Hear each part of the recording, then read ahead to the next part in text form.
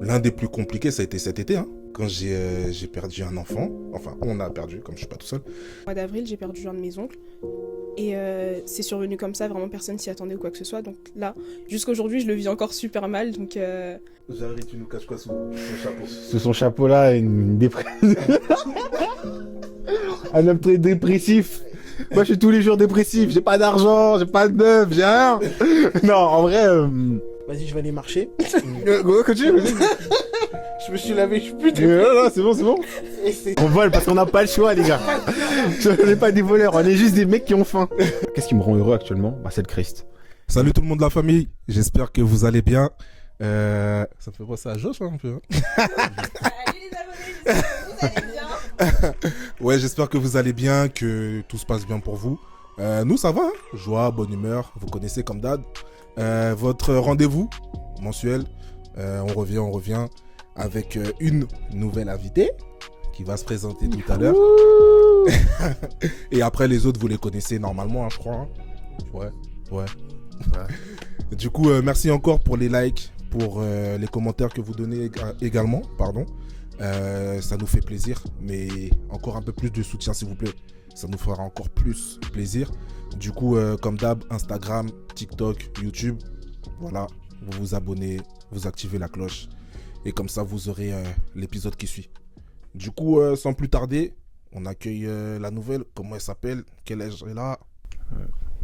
Situation aussi. No. Ouais, je crois, non. Situation professionnelle. Ouais, professionnel, c'est ça, j'allais dire. Professionnel. Ça, j'allais dire. Oui. Bah, salut à tous, du coup je m'appelle Elika, j'ai 23 ans, je suis commerciale dans le secteur pétrolier et voilà. C'est carré. Bienvenue, Elika. Merci. C'est de quelle origine, Elika? Moi je suis congolaise et centrafricaine. Ah, j'aime bien le mélange. Merci, c'est gentil. C'est pas trop loin de chez toi. Ouais, ça va. Comme vous avez vu dans cet épisode, on a 2 micros. On va essayer de voir si le son passe mieux. Et si... voilà. On essaie de gérer peut-être petit à petit.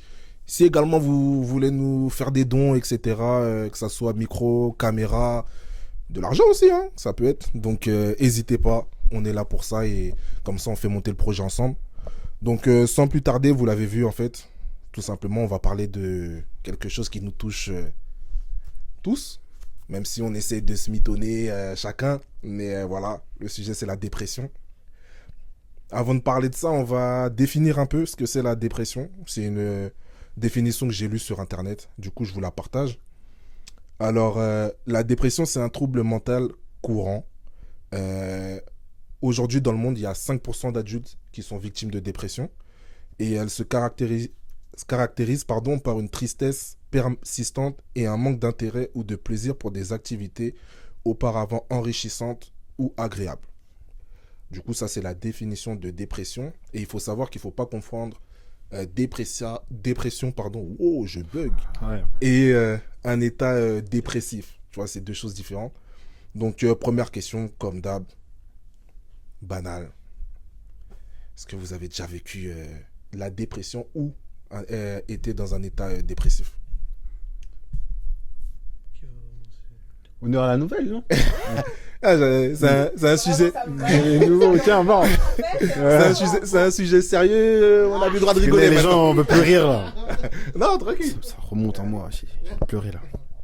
Ça, on va faire des petits yeux comme ça. Alors, du coup, moi j'ai déjà vécu la dépression suite à un deuil en fait.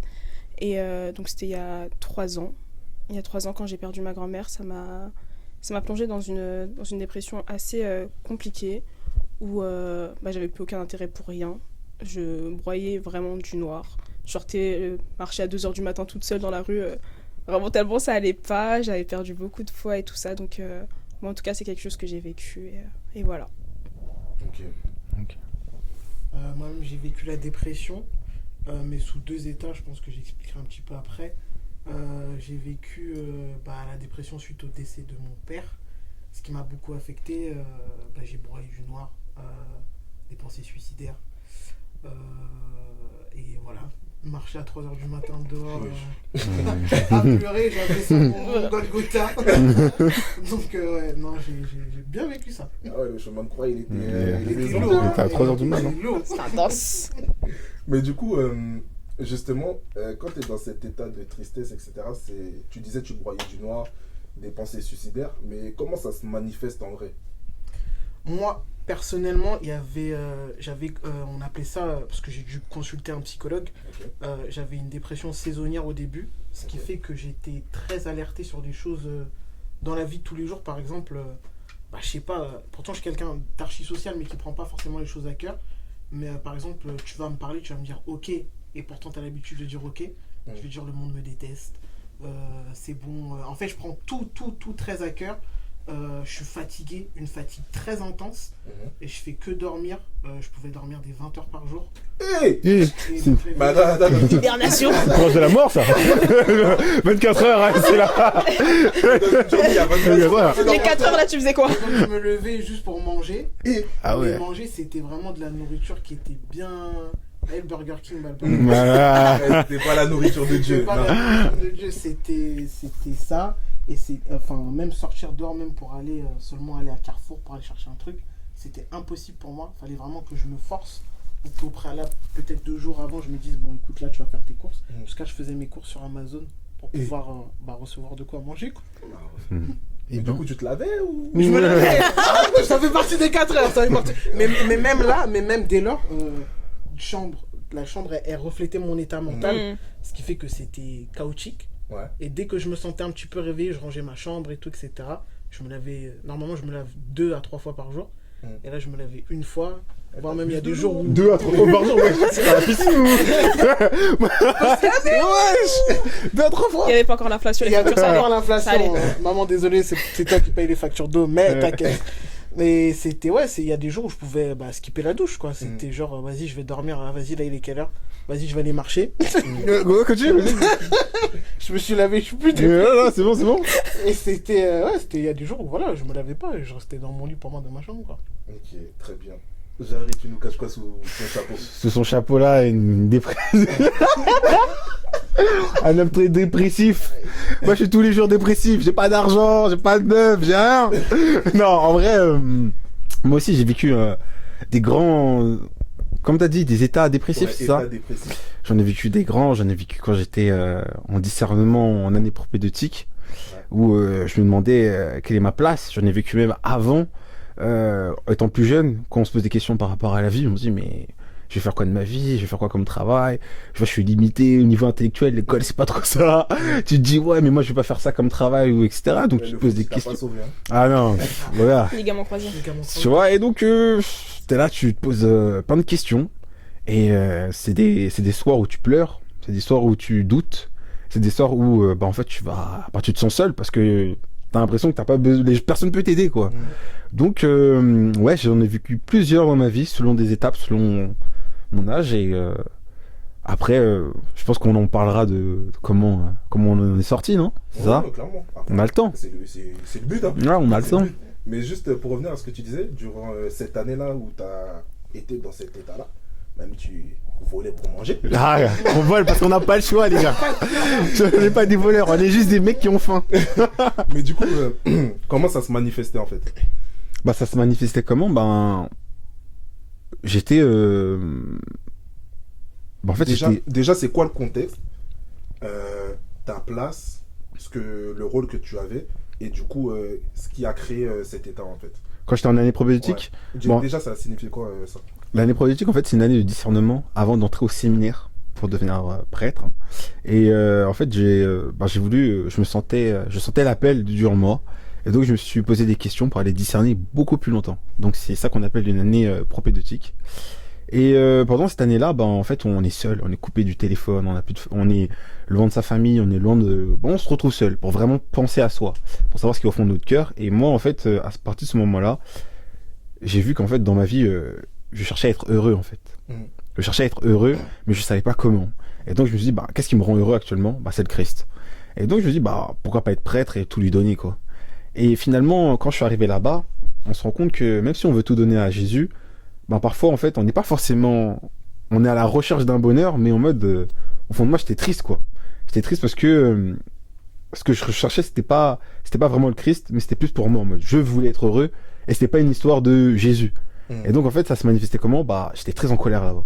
très en colère, je me sentais pas à ma place, je me disais mais qu'est-ce que je fais ici? Comme si on m'avait forcé à y aller quoi, alors que pas du tout. Et donc j'avais vraiment, il y avait de moins en moins d'amour en moi. Et finalement, les prêtres qui étaient là-bas, qui m'ont accompagné, ont été incroyables et ils m'ont fait comprendre que en fait dans la vie il faut être libre, il faut être heureux. Et ça je l'avais oublié. Et que la vie est faite de choix et les choix faut les faire quoi. Et donc petit à petit, au fur et à mesure de l'année, mon cœur en fait il s'est tourné et franchement j'ai vécu une belle année, hein. Même si au début c'était très dur. Gloire à Dieu. Mais du coup, ce qui est intéressant, c'est que, en fait, dans ce que tu dis, c'est que justement, on a envie, tous ici, je pense, de donner sa vie à Dieu, tu vois. Et même en ça, en voulant faire ça, on pense à nous en premier, tu vois. Et ça veut dire que lorsque, justement, il arrive des choses comme tu dis, bon, en vrai, on est à côté de la plaque et on n'est pas là pour les bonnes choses, tu vois. Et du coup, c'est ça qui fragilise, j'ai envie de dire, notre relation avec Dieu, tu vois. Donc, je trouve ça assez cool ce que tu dis par rapport à ça. Et du coup, Ellie, toi, tu parlais du décès de ta grand-mère.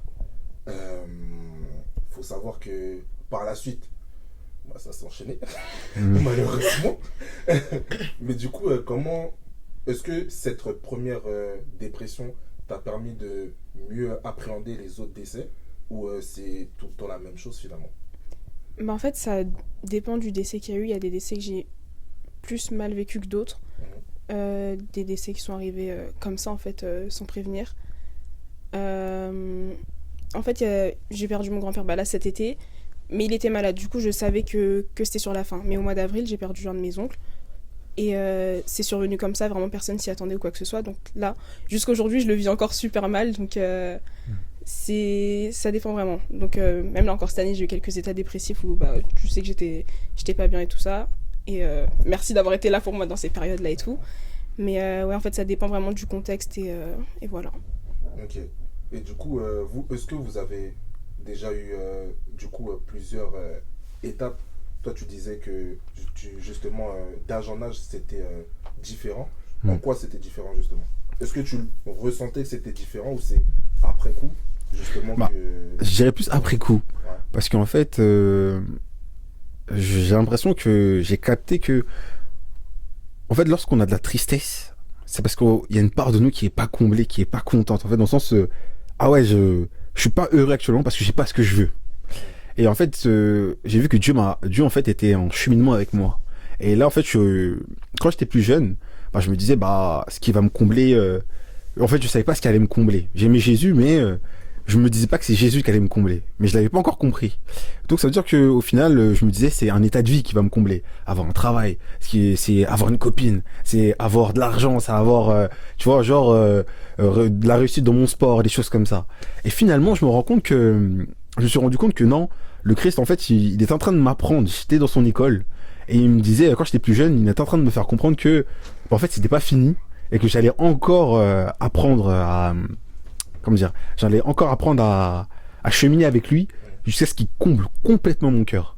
Et donc, ça veut dire que lorsque je suis arrivé au séminaire l'année dernière, c'était encore une étape encore plus profonde où, là, je vous le dis vraiment, je pense que dans ma vie, je pourrais plus être dans un état de tristesse à ce point-là.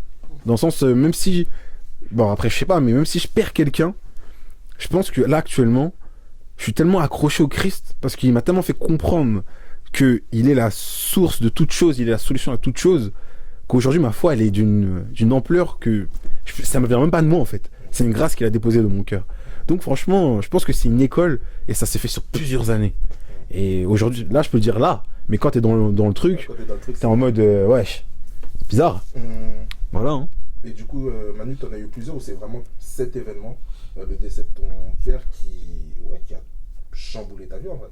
En fait, ça a vraiment déclenché quelque chose en moi. Donc, à chaque événement qui n'était pas forcément positif, à la place, j'avais perdu ma grand-mère entre-temps.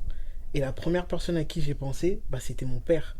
Et je me disais, mais en fait, je comprends pas, je sais pas ce qui se passe. En fait, c'était la personne à laquelle je m'accrochais le plus. Et je me rappelle les premières paroles que j'ai dit quand on était à l'hôpital et qu'il était parti, c'est mon père m'a abandonné. Et en fait, en gros, je vivais vraiment ça comme un abandon parce que c'était vraiment ma personne. Ça veut dire que, par exemple, mes tristesses, je les partageais pas forcément avec les autres. Donc, c'était vraiment la personne à qui j'allais parler quand il y a des choses positives qui se passaient dans ma vie, je me disais, bah, c'est la première personne à qui j'aurais dit, bah, écoute, voilà, il se passe ça dans ma vie. Et donc, ça veut dire que même quand j'avais des événements positifs qui arrivaient dans ma vie, bah, j'arrivais à finir avec un état dépressif parce que je me dis, bah, j'ai pas eu le temps de lui en parler, ou je me dis, bah, j'aurais bien aimé lui dire, ou j'aurais bien aimé discuter avec lui. Et en fait, au début, j'avais été diagnostiqué avec une dépression saisonnière. Ça veut dire que lorsque c'était mon anniversaire, son anniversaire ou l'anniversaire d'un de mes frères, j'étais vraiment dans des états très noirs, donc complètement off. J'avais aucun ressenti, j'avais aucun sentiment, il n'y avait rien. Et ensuite, c'était la dépression hyperactive. Ce qui fait qu'en fait, bah, je me suis dit, bon, tu peux pas rester à la maison à broyer du noir. Donc, je prenais toutes sortes d'activités. Ça veut dire, je viens de finir d'une journée, 9h-17h, j'ai fait des heures sup, tu veux qu'on sorte, on sort. Mais sauf qu'en fait, t'encaisses. J'avais l'aumônerie, j'avais fidé, j'avais plein de trucs. Et je disais jamais non aux gens. Ce qui fait qu'en fait, ça comblait ce vide. Parce que je savais que quand j'allais rentrer, bah, en fait, tu retournes à cette réalité et tu veux pas entendre cette voix dans ta tête. Ce qui fait qu'à un moment donné, je me suis retrouvée toute seule en Angleterre pour mes études. Et là, dans ma tête, t'es dans un silence complet parce que t'es seul. Et là, ça pétait. Do you speak English? Yo, you know, you're an interviewer in English now. You don't understand what you say. I'm from Ghana, African side. C'est bizarre. Mais du coup, ça veut dire que tu l'as vécu seul en Angleterre, ce truc-là. Et du coup, j'imagine que c'était encore plus dur, plus difficile. C'était... Bah, le fait d'être seul, justement, bah, ça t'a permis d'ouvrir les yeux sur certaines choses et du coup, faire un travail sur toi, tu vois. C'était kiff parce que quand mon père il est décédé, une semaine après, j'ai dû rentrer en Angleterre. Ce qui fait que bah, j'avais la maison pour moi toute seule pendant 3 mois. Je disais, j'étais dans une phase de déni. Donc au début, je me disais, bon, vas-y, tranquille. Et en fait, c'était vraiment le soir. Tu disais, C'est toujours le soir. Le soir, il fait noir. Le soir, il fait noir, t'es là dans la chambre, allongé, j'ai dit Du Usher, tout ça. pas de chien. Bon, là, c'est pas le même contexte. Mais... c'est pas le même. Il y a rien du tout. Il n'y a pas de louange, il n'y a pas de prière, il n'y a rien. Donc, c'était difficile au début, mais c'était vraiment quand je m'étais retrouvé en Angleterre et j'avais raté un examen. Et là, dans ma tête, KO. Je voulais rien savoir. Mais en fait, je trouve que quand j'ai vécu des états dépressifs en communauté, bah, je me retrouvais quand même seul en fait. Okay. Parce que je me mettais de côté. Avoir vécu ces moments difficiles seul, ce qui fait que bah, quand je suis pas bien, bah, je le dis pas forcément. C'est vraiment quand je suis sorti du truc que je dirais ah ouais c'est vrai j'étais pas bien et tout. Après je me dis pourquoi tu m'as pas dit et tout. On aimerait bien t'accompagner, mais en fait c'est dur pour moi parce que je l'ai vécu seul encore une fois. C'est dur d'en parler. Et toi, Steph, depuis tout à l'heure on parle, mais Ouais, et toi, c'est débute, comment? débute. Oh, Moi, je suis présentateur. ouvre ton cœur un peu. Dis-nous aussi, papa. Papa, dis-nous un peu. Non, je rigole. Bon, en fait, je pense que j'ai eu plusieurs états dépressifs, notamment pas le chômage en lui-même, mais le fait de recevoir des noms à chaque fois lorsque tu demandes un taf. Ça t'assomme tout ça, mais je pense que l'un des plus compliqués, ça a été cet été. Hein. Je pense que tu as été aux premières loges, j'arrive. Ouais. Quand j'ai perdu un enfant. Enfin, on a perdu, comme je suis pas tout seul. Frère, c'est dur, hein. Non, en vrai, c'est dur. Pourquoi c'est dur? Parce que t'es impuissant, en fait. T'es impuissant. Tu sors des moments de joie, mariage, tout ça, etc. Et d'un coup, t'as cet événement-là qui vient, tu vois. Et en fait, comme on dit, ouais, ça coupe tout, en fait. Ça coupe tout. Et ouais, t'es là, en fait. Tu survis. J'ai envie de dire tu survis parce que tu vis plus, parce que, comme tu disais, bah, t'as envie de rester chez toi, ne parler à personne, etc. Surtout que bah, dans cette épreuve-là, nous, on était 2, tu vois. Et du coup, chacun vit ce moment-là différemment. Elle avait plus besoin de moi, en vrai. De moi, de contact, tout ça, etc. Qu'on puisse faire des choses ensemble, être ensemble, etc. Tandis que moi, j'avais juste besoin d'être seul, tu vois. Et en fait, ces deux choses-là, bah, ça fait que ça rend la situation encore plus compliquée, tu vois, parce que ok, je dois penser à elle, je dois être là pour elle, etc. Mais j'ai envie de penser à moi également, par moment, tout ça. Et je pense que le truc qui m'a le plus tué en vrai, c'est le fait que, ouais, comment elle va-t-elle? Comment elle va-t-elle? En vrai, les gens se soucient pas de moi, tu vois. Ouais. Alors que nous deux, ok, c'est elle qui porte l'enfant, etc. Mais nous deux, tu vois, on a perdu l'enfant, tu vois. Mais que les gens ne se soucient pas de moi, ça fait mal. Ça fait mal et je te mens pas, je pense que c'est ça qui m'a le plus tué. De toute façon, t'étais aux premières loges, et ça se voyait sur mon visage directement que, ouais, ça allait pas, tu vois.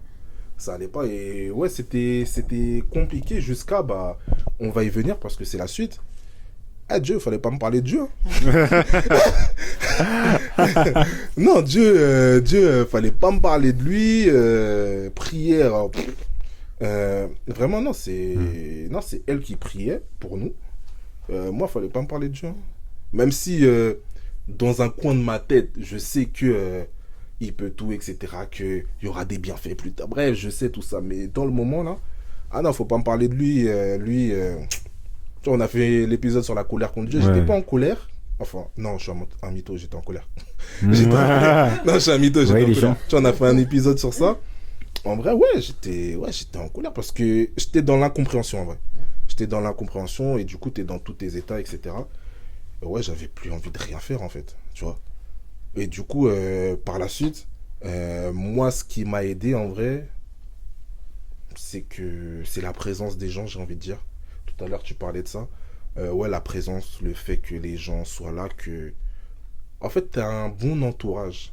Dans le sens où, même s'ils sont présents physiquement, mais qu'ils sont présents également spirituellement, tu vois. Par exemple, avec Jarry, tu vois, on a fait un chapelet à Fatima. Mhm. Ah, pendant tout le chapelet, je pleurais et il n'y a que lui qui a fait le chapelet en vrai. Ouais. Pendant tout le chapelet, vraiment, non. Mais du coup, ça, c'était nécessaire de vivre des moments comme ça, que les gens puissent prier pour moi et que je sois avec eux quand ils prient, tu vois. Donc voilà, vous, comment vous vous en êtes sortis, j'ai envie de dire. Moi, je dirais c'était à la Gefra.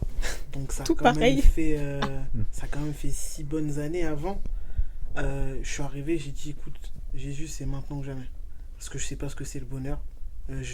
Juste, c'est quoi la Gefra? La Gefra, c'est le week-end franciscain. Et en fait, en gros, on vit un temps de louange, on vit un temps avec l'Esprit Saint. Enfin, c'est une retraite, et c'est une retraite spirituelle qu'on vit avec l'Esprit Saint, avec les autres, etc. T'as du temps de partage, des louanges et beaucoup de prières. Ok. Ce qui fait que je suis arrivé là-bas, je tombe sur un verset de Job. C'est le Seigneur qui donne, c'est le Seigneur qui retire. Je me dis, ok, Jésus, c'est maintenant que jamais. Parce qu'en vrai de vrai, si c'est pas maintenant, quand je rentre, je m'allonge, tu me retires la vie directe. Je ne cherche pas à midi à 14h. Je veux pas entendre, oui, mais il faut prier, il faut faire ceci, ça m'intéresse pas. C'est maintenant que jamais. Donc, bon, je me suis dit, je suis personne pour challenger Dieu, mais en fait, je me suis dit, à un moment donné, je peux pas continuer à vivre dans des états comme ça, en fait. C'est que tu travailles. Des fois, j'allais au travail, j'étais en pleurs, j'étais en sanglots, pour je ne sais quelle raison. Il y avait des semaines où j'avais envie de rien du tout, et pourtant, on m'avait rien fait. Et donc, dès lors, j'ai reçu cette grâce, et je disais, Seigneur, comme la femme qui a été guérie seulement en touchant ton manteau, eh bien, Seigneur, recouvre-moi, je veux toucher, en fait, le pan de ta robe. Et donc, à ce moment-là, et tout, il y a les frères qui disent des paroles de connaissance. Et là, il est dit une parole qu'une personne voulait seulement toucher le manteau du Christ, mais que le Seigneur te recouvre de son vêtement et t'amène la paix et l'amour dont tu as besoin. Et là, pour moi, ça a été instinctif parce que j'ai ressenti une chaleur, en fait, en moi. Et je me suis dit, ouais, ok, c'est ce que tu as reçu. Et maintenant, qu'est-ce que tu en fais après? Et donc après, voilà, faut retourner dans le monde, faut vivre. Et ça m'a donné cette persévérance. Et les choses pour lesquelles je pleurais auparavant, c'est pas pour autant que je ne pleure plus. Mais voilà, je me dis, écoute, ça tu l'as vécu, tu vas le traverser, ça va aller, ça va bien se passer. Prie, remets-toi au Seigneur. Et voilà, c'est vraiment vivre ces étapes-là et se dire, là j'ai été guéri. Et en fait, je pense que le plus dur, c'est d'accepter cette guérison. Parce que dès qu'il y a un truc qui allait pas, je me disais, ah ouais. En fait, j'aime tellement. En fait, tu deviens accro à ce mood et tu dis, je vais me mettre dedans. Vas-y, moi je suis Calimero. il se passe que des mauvaises choses dans ma vie, je vais me mettre dans mon coin en boule, et en fait, non, il faut que tu te lèves, il faut que tu sortes, il faut que tu fasses ce que tu as à faire, il faut que tu pries, quoi, par-dessus tout. Ok. Bah, moi, c'était pareil à la Géfra aussi. Tout pareil, bah, ça a commencé par la prière des frères. Donc, on était en trinôme, bah, j'étais avec Stéphane et notre sœur à nous. Et ils ont vachement prié pour moi, pour les mots que j'avais. Et moi, je pleure tout le temps. Du coup, j'ai vachement pleuré. Stéphane, il en a marre, je pleure vraiment tout le temps. Tous les jours, je pleure vraiment. Il y a trop Stéphane, d'eau. il en peut plus. Et du coup, j'ai vachement pleuré, ça m'a soulagée. Et au moment des paroles de connaissance aussi, il y a eu une parole qui m'était adressée, où le frère disait en fait qu'il y avait quelqu'un qui pleurait encore la perte de sa grand-mère. Et qu'à partir de ce moment-là, en fait, que le deuil allait être levé. Et à partir de ce week-end-là, franchement, j'ai plus pleuré par rapport au deuil de ma grand-mère. Et j'étais vraiment libérée. Et ça m'a vachement fait du bien. Et j'ai pu me réimpliquer dans certaines choses que j'avais délaissées, en fait, à cause de la tristesse. Moi, j'ai reçu le charisme du chant, de la louange. Et du coup, après ce week-end-là, j'ai décidé d'encore plus me replonger dedans. Plus côté perso et tout ça. Et de vraiment louer et prier à ma manière. Parce que chanter, c'est ce que je sais faire le mieux, entre guillemets. Donc voilà. Moi, là, en vous écoutant, j'y pensais, je me dis, mais comment Dieu, qu'est-ce que je faisais? Et en fait, je me suis souvenu que quand j'étais très triste, je faisais un truc, en fait, je crois que Dieu m'a guéri dans le silence, mais je vais vous expliquer. C'est-à-dire que je me rappelle que quand j'étais jeune et que j'étais perdu, en fait, j'allais tous les jours à l'église. Et en fait, dans mon église, il y a une petite crypte, en fait, où il y a le Saint-Sacrement et en fait, il y a des bancs, c'est pas des chaises. Et j'étais tellement triste que je restais là-bas, genre un bon 2 heures ou 3 heures. Et j'étais tellement triste que je dormais sur les bancs. Et les gens, quand ils rentraient dans la crypte pour prier, ils me voyaient. Et je me disais, Bélec, ils me prennent pour un clochard et tout, parce que je dors dans l'église. Alors qu'en vrai, non, en fait, j'étais tellement triste et genre, je m'allongeais par terre et je pleurais de fou. Et parce que vraiment, je me disais, mais qu'est-ce que, en mode, je me disais, mais qu'est-ce que j'ai fait pour vraiment pas savoir ce que je veux dans ma vie? Pourquoi j'avais pas, quand on est jeune, on a 18, 19 ans, on se dit, mais j'ai plus d'université, j'ai pas d'études, j'ai rien, j'ai pas le travail, j'envoie des CV, je vais faire quoi? Et en fait, Dieu, il m'a pas parlé, il m'a pas envoyé quelqu'un forcément. Mais j'étais seul. Et dans cette solitude, moi, j'allais tous les jours à l'église. Jusqu'à ce que du jour au lendemain, les choses ont commencé à se débloquer. Et petit à petit. Et là, je repense aussi à quand j'étais au séminaire. Je me suis dit, mais il y avait aussi l'effet de groupe. Mais je me sentais quand même très seul. Et en fait, ce que j'ai beaucoup appris là-bas, c'est faire l'horizon. Et c'est dans l'horizon que je trouvais ma paix. C'est-à-dire qu'en fait, j'arrêtais de me focaliser sur ma vie, mais je me focalisais sur le Christ.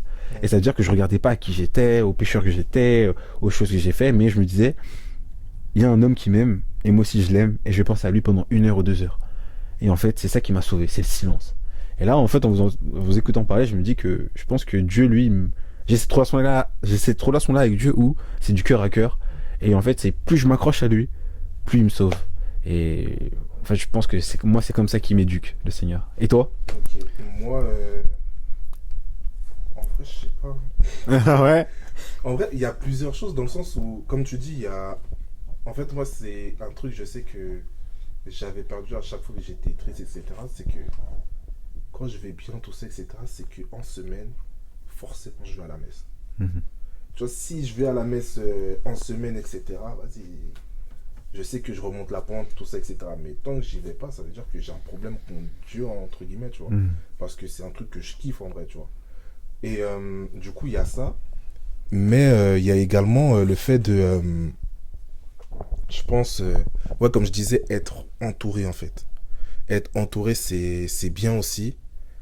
Et en vrai, comme vous avez dit, le plus important pour moi, je crois, c'est de partir en retraite. Tu vois, j'ai fait une retraite de jeûne alimentaire où pendant 5 jours, on ne mangeait pas. Ça, c'était l'année dernière, tu vois. Pendant 5 jours, on ne mangeait pas. Et je sais que c'est là où tu entends le plus le Seigneur. C'est là que tu es en cœur à cœur avec le Seigneur, etc. Et je sais que cette période-là, c'était là où, voilà, j'avais pas de travail, tout ça, etc.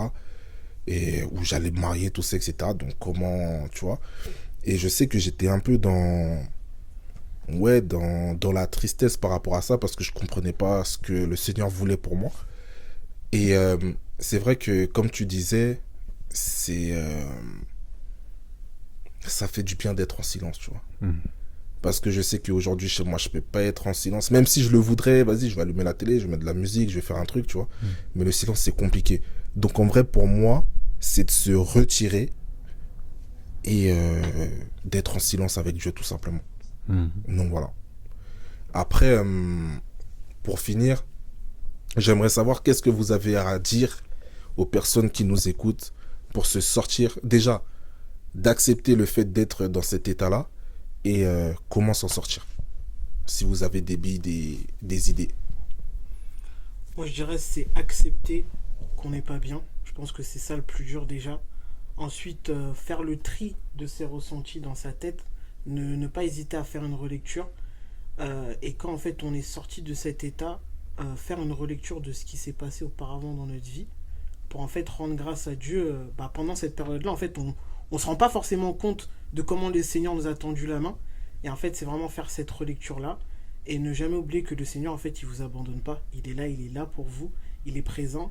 Et le plus important, c'est vraiment de vous confier à lui et d'être sans tabou, de lui dire ce que vous ressentez. Et de toute façon, un jour ou l'autre, vous allez vous en sortir.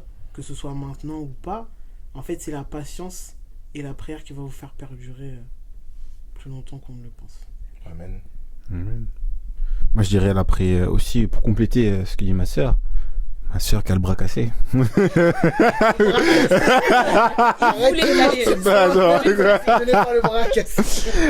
Vraiment, la prière est vraiment la vérité. Dire, je suis en colère. Ce qui m'arrive dans ma vie est injuste. Dieu, tout lui dire. Je suis en colère contre ci, contre moi. En fait, peu importe ce qui se passe dans votre tête, faut lui dire. Et je pense que c'est un premier souffle qui part. Et au fur et à mesure que les jours vont passer, comme tu dis, on accepte et on commence à se sentir un peu mieux parce qu'on parle à quelqu'un et on parle à Jésus. Et Jésus n'est pas sourd à nos paroles. Donc voilà, moi je dirais ça. Moi je pense que c'est accepter d'être vulnérable, accepter tout ça et en parler.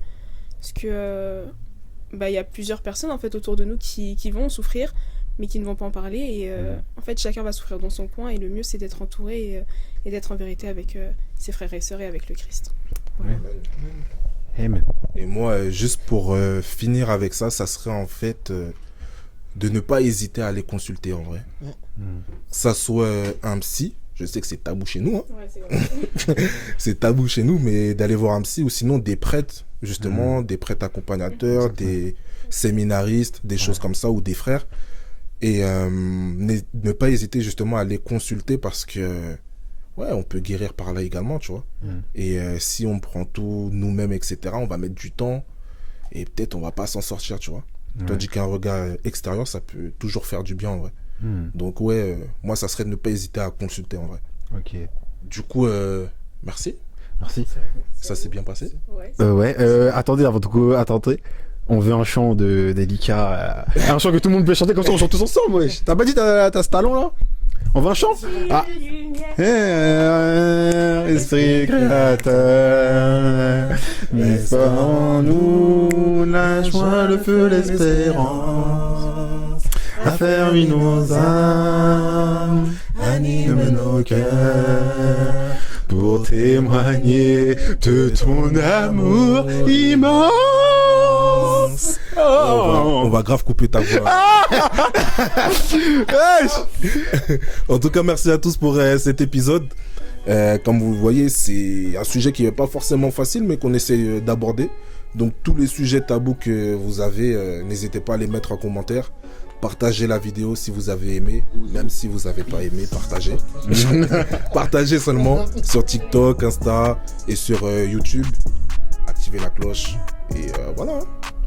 Si vous voulez venir également dans l'épisode, n'hésitez pas à dire et on se fera à la prochaine.